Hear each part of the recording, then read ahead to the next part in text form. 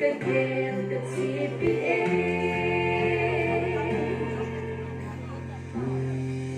đôi mây đều mây bên dung du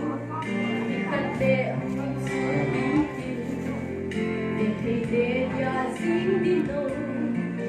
số làm bao số non nghe đã ít bên lên ngay bên sông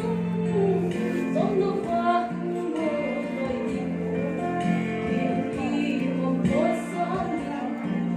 đông lại ngày người ở bên sông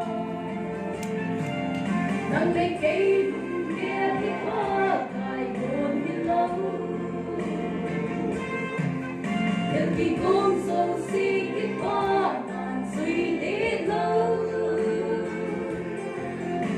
sàn đó tìm hiểu biết tiếng dân chúng ta luôn ôi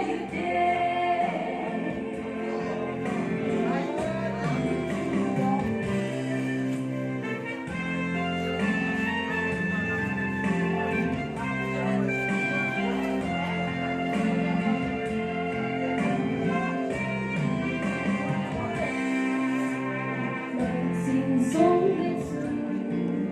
em Giêsu lấy lâu về là bộ dấu si vẫn ở đây Solomon Asie đã chân dung ngừng ngồi yên có cái lưng làm hồ xin vì nhiều xa để có cái hình sao vô na lệ hậu đã vương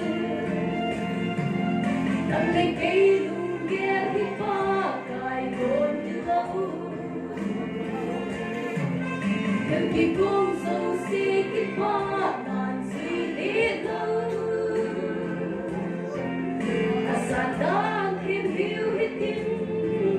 dân chúng ta luôn hối thề